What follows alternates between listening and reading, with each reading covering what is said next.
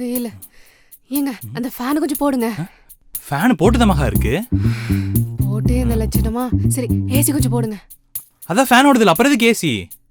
ஏங்க ஏங்க நொய் நொயின்னு கேள்வி கேக்குறீங்க? போட சொன்னா போடுங்களேன். என்னங்க 30ல வச்சிருக்கீங்க? அது ரூம் டெம்பரேச்சர் விட ஜாஸ்திங்க. 16ல வைங்க. 16 ரொம்ப குளிர் மகா.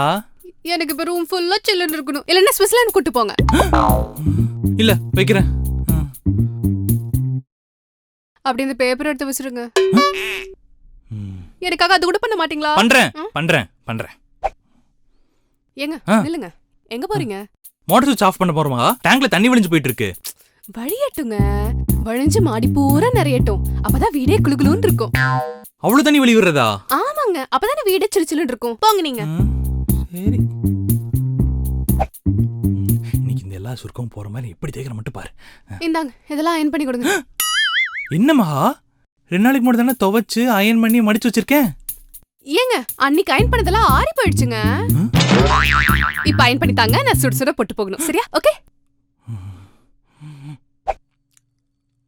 பஞ்சாயத்துல வந்துருக்குங்க, ரீடிங் எடுக்கணுங்க. வாங்கண்ணா வாங்க.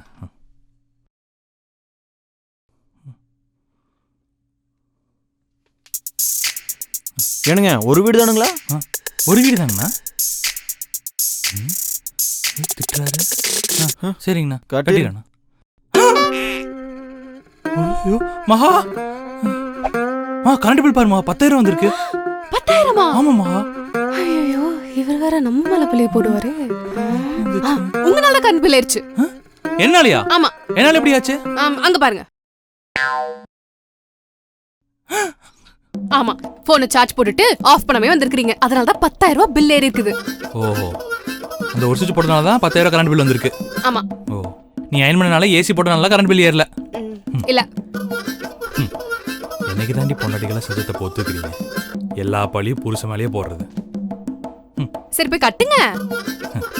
உன்னையவே கட்டிட்டேன், இந்த கரண்ட் பில்லை கட்ட மாட்டேனா? ஏங்க இன்னைக்கு குளிக்கிறதுக்கு நேத்து சாயங்காலமே ஹீட்டர் போட்டிருந்தேன். சூடா இருக்குன்னு நினைக்கிறேன். ஆஃப் பண்ணிடுங்க. பாவி, எட்டு மூஞ்சில் ஊத்துறேன் பாரு.